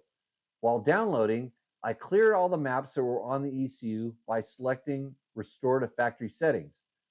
And he's talking about the race, slick, hard track maps. I saw the maps on the previous owner's phone. I thought Get had maps downloaded from the factory and had them protected from being deleted. So anyways, he thought the ECU was, when he reset it, he didn't realize that he actually really reset it. I tried to email Get directly and even spoke with someone and emailed them again. Unfortunately, still no reply. Do you know someone that you could recommend to me about this ECU? It only has Fastway end cap on the muffler. So he's talking about the bike. I also enjoy your recent podcast about your KTM 500. Keep up the great content. Well, thank you. I want to say it's not Matthew. I forgot your name already. I didn't copy your name. So, Mr. KTM Get guy. So this guy, I'm no Get expert. So I referred him over to the people that are, which is Taco Moto. They know this stuff. So I sent him over to Alex at Taco Moto, and they evidently got him straighted out and pointing in the right direction.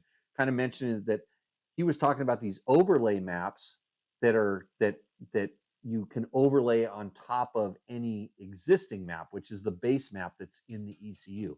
So if you restore to factory defaults, and I don't know this specifically, you don't erase your base map or whatever's in there. But some of the additive stuff that you put in there might be lost.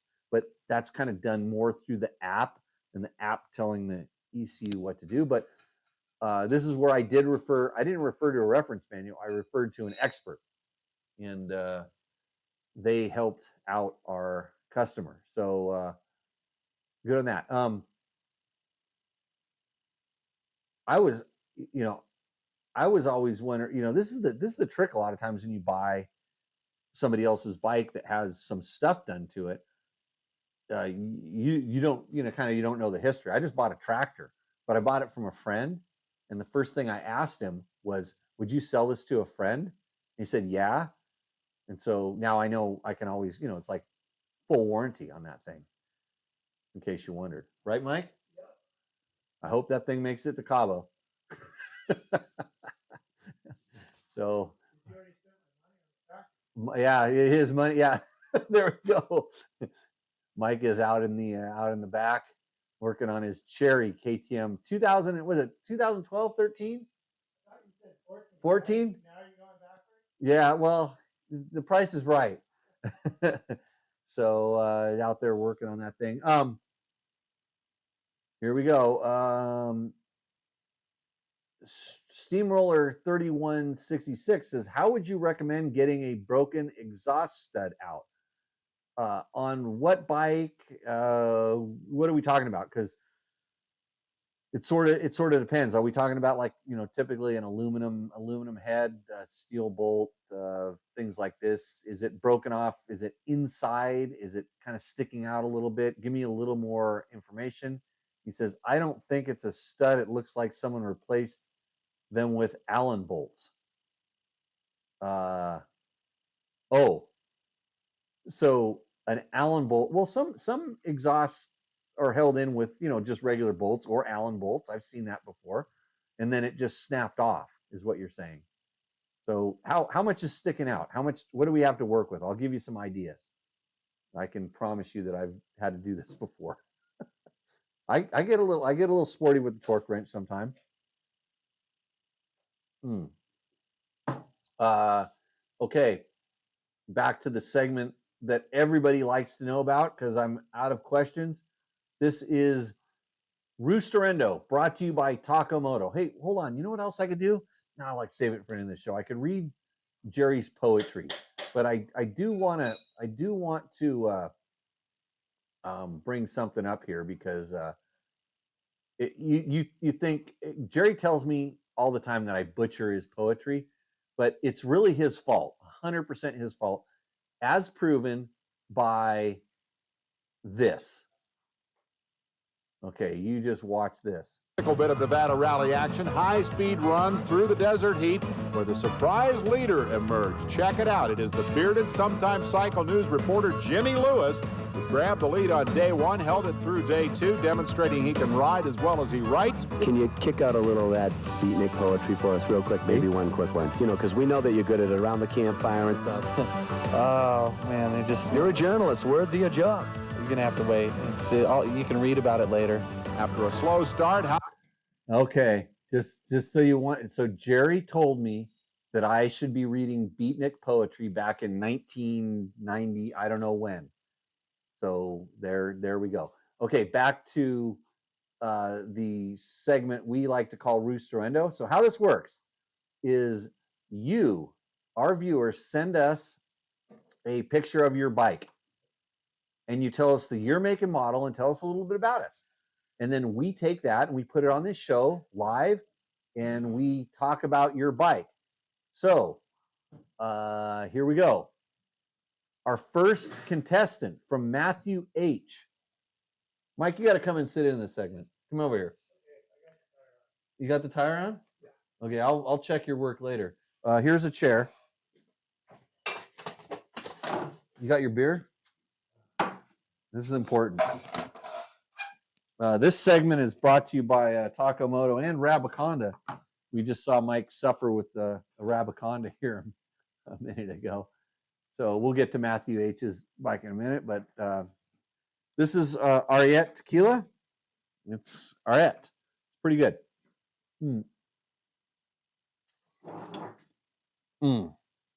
Okay. Brought to you by Moto. Go get you some Moto stuff. Mike McKill, welcome to Tech Talk Taco Tuesday. You first time on the show. Yes, sir. Don't touch anything. I mean, touch the rag. Hold your hands up. Look at it. Look at the moosemanship. Throw some arms up. Yeah. Mike is we weren't really friends in high school. Well, your younger brother and I are the same age. Yeah, you were a couple of years younger. We never got in a fight on the. Oh, you wiped up beer with it. okay. Yeah. We never got in fights. We didn't get in fights. I fought Barry Carnes. Oh, I fought John Howard. Yeah. Yeah. So anyways, but Mike moved to Hawaii, got a motorcycle, and somehow since I was the motorcycle guy, his mom made me give him gear. Yeah. Because she wanted to make sure he was going to be safe. And so, of course, I saw the opportunity to go over to Hawaii and go riding. If he has a dirt bike, I'll go over there and ride. And so we started hanging out a little bit, going over to Hawaii, doing some riding, some super awesome people. And you did some really cool races. Yeah, I got some to do races that, well, one's not even run anymore. Yeah, Mauna Kea. Yeah. So Mike is he's over here now. He's coming over here to do some mainland riding. Woo. Yeah, and he got his fill up in northern Nevada. Training for the NORA, and he sent us a picture of snow. And said, "Is this what I can expect in NORA?" It was snowing in Harrison Pass yesterday. White dust, we like to call it. Yeah, you're not going to get any of that. So, anyways, Mike's going to help us with Roosterendo because anytime I bring somebody into this show, you guys just think everything roosts, but you just got to kind of throw your little critical hat on just for entertainment purposes. Okay. So we're going to go to Roosterendo, brought to you by Moto. That's tacomoto.co. This is Matthew H's 2024 Beta 390 RR Special. So I'm gonna give Mike a microphone. See if this thing turns. It better turn on. Mike. Well, it's actually not working right now. So okay, we'll just run off this one here. Hope turn it back on. There we go. So 2024 Beta 390R Special Edition, True North all-in-one Moto taillight kit, Seat Concepts comfort seat, AXP Extreme skid plate with linkage guard. Let's see, he's got a Spartan MX Pro headlight. These are I don't know. I mean, I know XPM, but Spartan MX Pro. You know this? No, Yeah. but it looks like a sweet bike. Yeah. Enduro Engineering rear disc guard, Bulletproof Designs radiator guards, AS3 folding brake clutch lever. And Gary says the beta looks pretty virgin. So it's kind of hard. It's kind of hard for us to see. I'm going to try to call up a bigger screen. Oh man, I'll lose everything. Like my internet skills are horrible. I have a better picture of it, but yeah, it looks pretty cherry. I want to see the headlight. I want to know what that is because I'm not familiar with that brand or that thing. Wait, maybe I can call it here. I have a place here. I can go here and I can click on it. I thought I put them on the desktop, but I already lost it. They're not here. Oh, here we go. I'm calling. There we go. Bigger picture. Okay. So now we're looking at what you're seeing. Okay, so it's essentially a Baja Designs knockoff kind of headlight insert sort of thing. There are a lot of people making the LED stuff these days. But that thing looks pretty nice. You got to look at the tires. Okay, so it has been ridden. You just think we just blow these things over. We got to check it out. I actually like the way the betas look. Yeah, betas are cool. Yeah. So it's got some stuff on it. Yeah, you can see that linkage skid plate. Yeah, those are sweet. Has it got a tampon on that thing or something? It's like laying on the back. It's a rock? We're zooming in real close. He actually sent a pretty good photo. I like that he's riding out by the lake. You know, it's always good. I just went out riding by the lake. What's there in the corner? What's down in that trash? Is that a TV set or air conditioning unit? Yeah.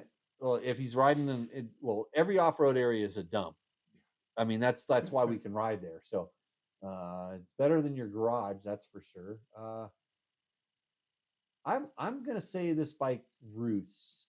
I know a lot of people that are really in love with these betas, and the fact that you have a seat concept seat and a Bulletproof Designs radiator guard. Those are a couple of the helpers of our show. Actually, Enduro Engineering used to help us out a long time ago. I have no idea what this light company is, but have them send me a big fat check, and I'll talk about them all the time. Yeah, your bike it gets an official roost, Matthew H. And if you're in the chat, let us know, because it's always better if you start promoting your bike and getting all of your fans in the chat to start sticking up for you. So okay, Taylor got back to us on Colton's socials at Champ ADV. He says he's going to raffle the race bike at Costa Mesa after the race. Okay, but how do I buy a raffle ticket? That's what we need to know. You can get a raffle ticket for a $100 Takamoto gift certificate by sending us your bike for Roosterendo. And some people just keep on trying. This is Mario. He says, "Hey, Jimmy, let's try this again." He says, "This time you can see lie." He says, LIIIII. Took the picture. Okay, I don't know what that means. I hope it's up to your standards, good sir.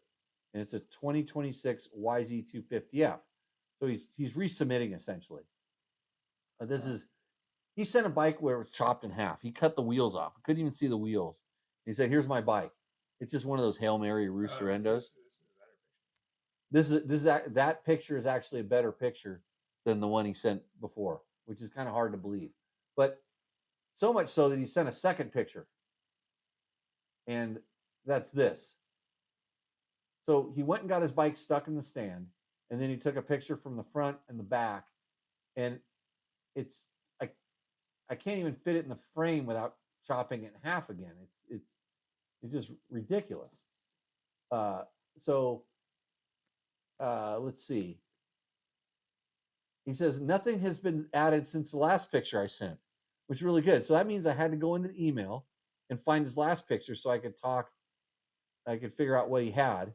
So he has a Chirby's skid plate, a Chirby's X power engine covers, a Chirby's top and bottom fork carb, a Chirby's X future front disc. And I wouldn't have said a Chirby's that many times, except we gave out a discount code that's really sweet for a Chirby's that you should email me to get right now. And if you're quick enough, you might get one, and it'll be awesome. But he has a Bulletproof Designs rear disc guard, another sponsor of the show, and something called an XPR gas cap vent elbow. And then Gary's saying that Yamaha looks awful familiar. Of course, because all we do on this show is talk about Yamahas because they sponsor us. So then he decides to tell a story. So maybe this is where it's going. You know what my co-host usually does, Mike, on this show? What? You talk so I can drink some beer. So why don't you start right here and just read whatever it says? Oh, you need glasses? Yeah. Oh, boy. Okay, head towards the highway. Hey, wait a minute. You got me some glasses here. Hold on. Yeah. Wait a second. Yeah. Very good. Let me get over here. Yeah, you got me some glasses. So go over there and read on the screen. Jeez. Head Oh, towards they the don't highway work. and ditch ride with a bunch of single track trails that will lead you the way back of the golf course, where you have more trails and hill climbs, and can camp where you like.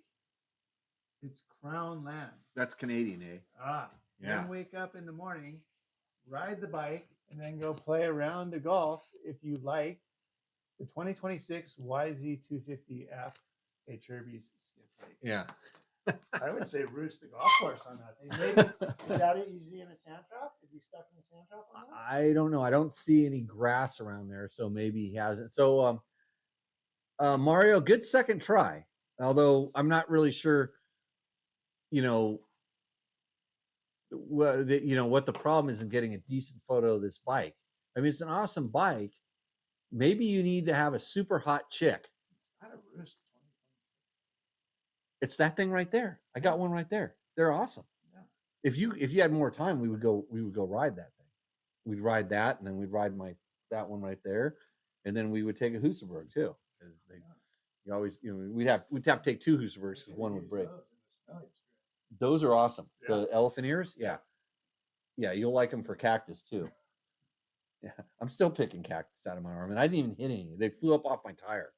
This is why we hope there's an ATV in the race, because they'll pick it all up and throw it all over themselves. So, sure what I got myself yeah, you're fine. Okay, so Mario Roost. Roost. Okay, Yeah. I'm gonna say Mario, you're an endo. It's a second. It's if I had I deleted the photo. I shouldn't have deleted the photo. I could have put the photo of the. No, I couldn't because it's on a different computer. It's inside the house. But I got to get me a better picture. I mean, we all know what a YZ250F looks like, but if I had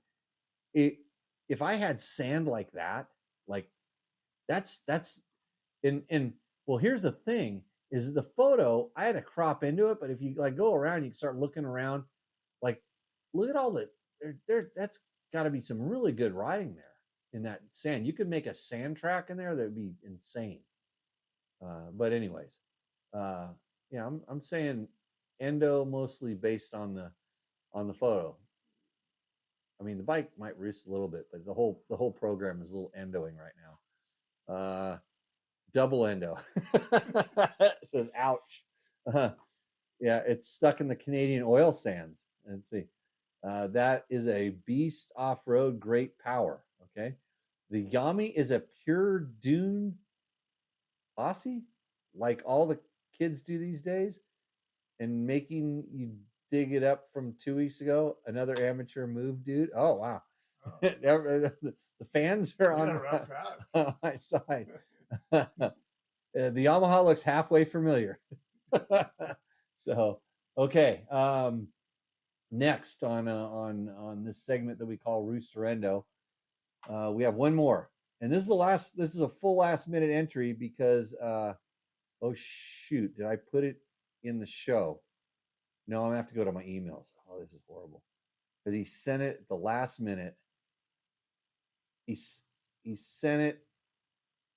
Okay, am I gonna be able? Okay, here we go. Oh, don't do that.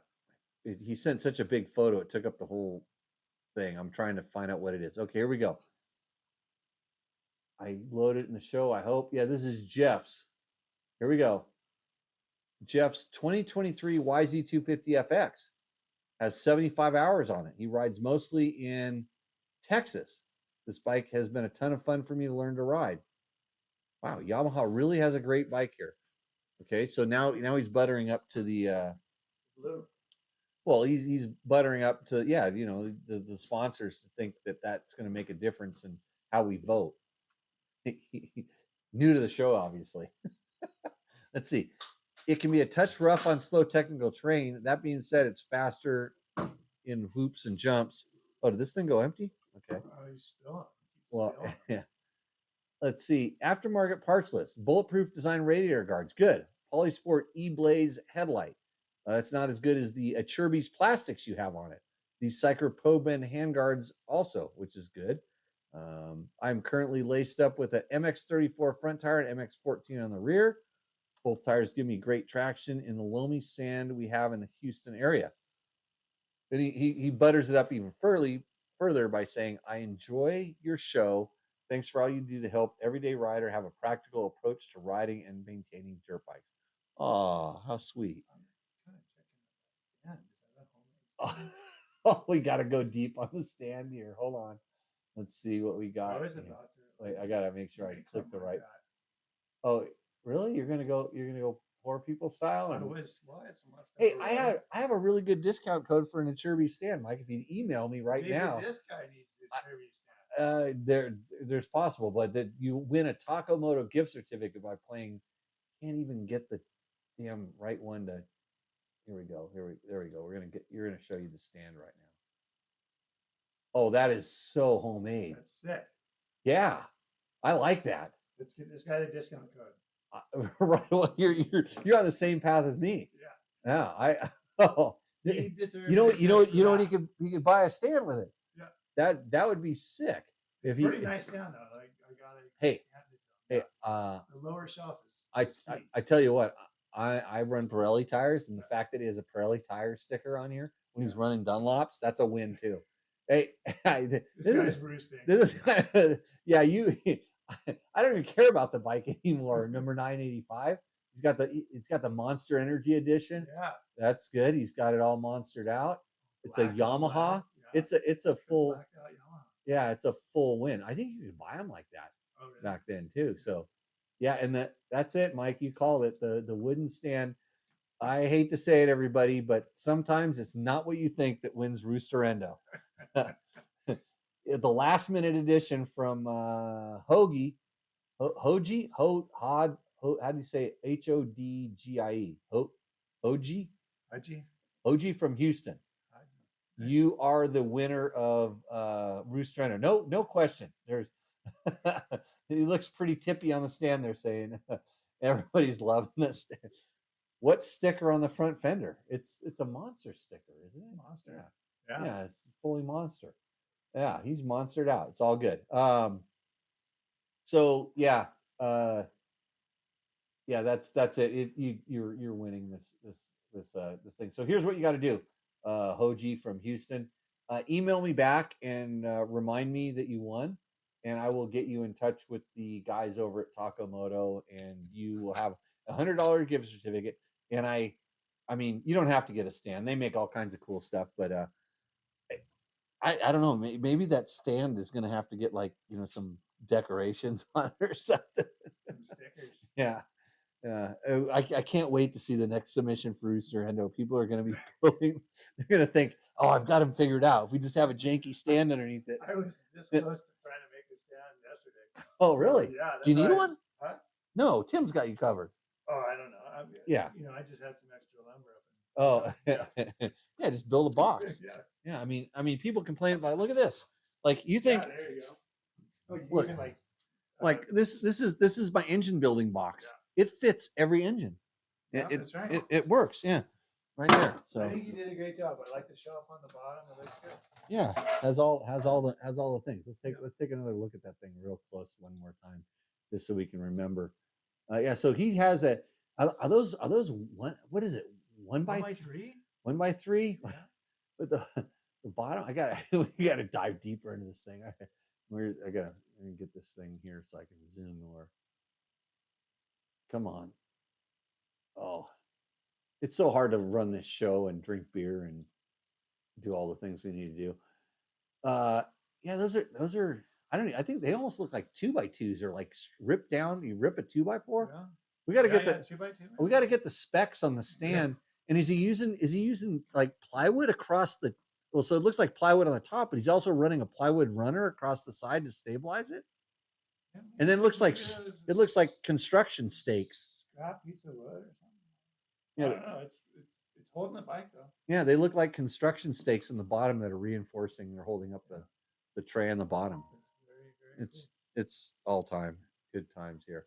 Okay. Roost the competition with that. Let's see.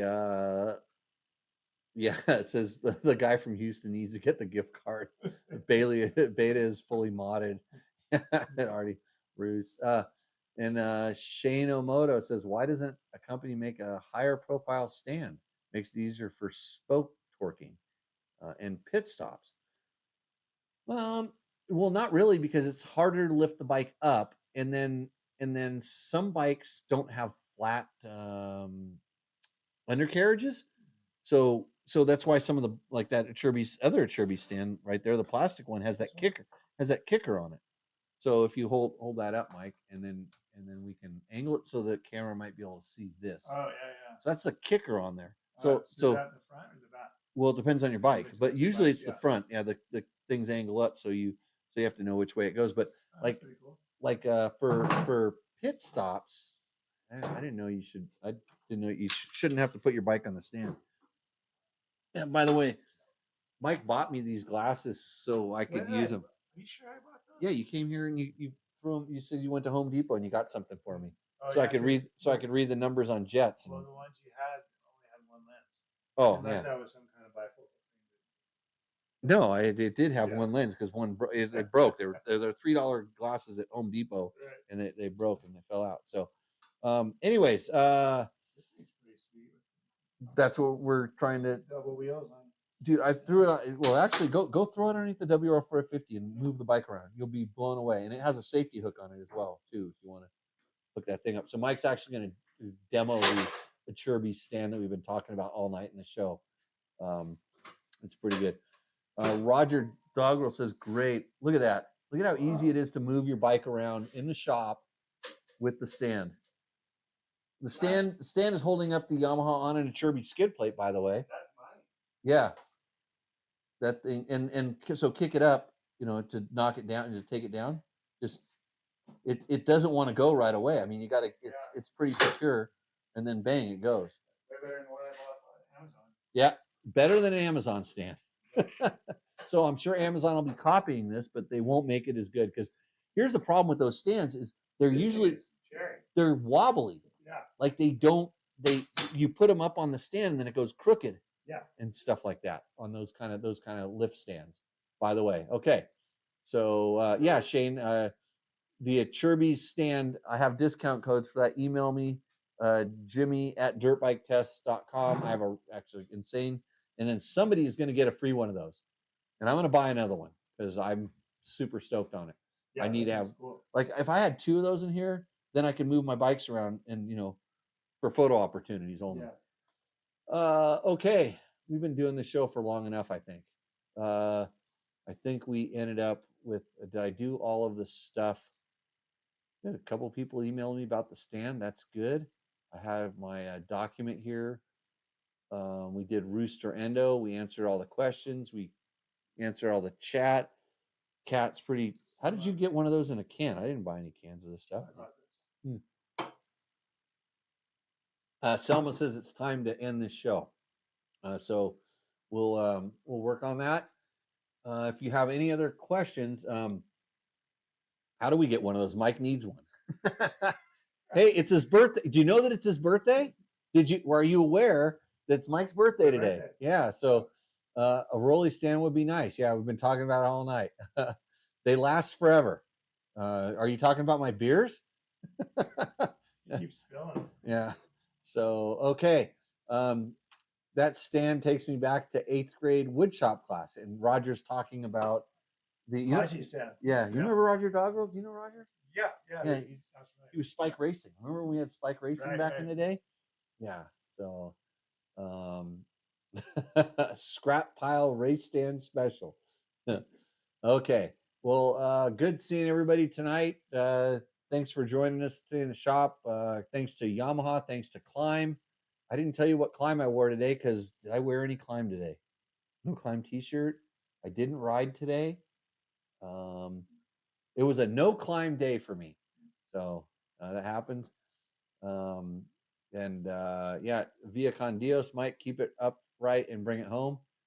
He's going to do a super bucket list thing. I don't know if we're going to have a show next week because I'll be down at Nora, being the race director of the Mexican 1000. I might do some live updates on my personal YouTubes or on the Nora.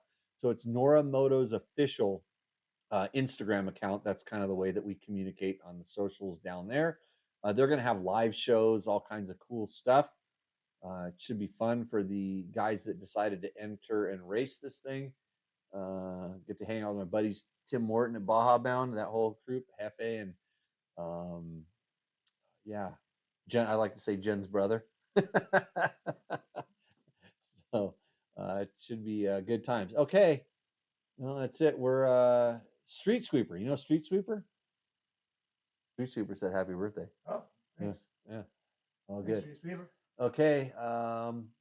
The comments are coming in there. Lance is looking forward to seeing me. That's kind of odd, but okay. And we'll go from there. I'm gonna go make sure Mike put his wheel on right, and we're doing the front tomorrow. Yeah. Okay, front tomorrow. We're out on the. I don't want to get these little pretty little hands dirty. So, okay, everybody. I gotta remember how to turn this show off, and we will see you in the near future. Okay, cheers. Okay, I have to stop. I have to push a button that says stop streaming, and then it's over.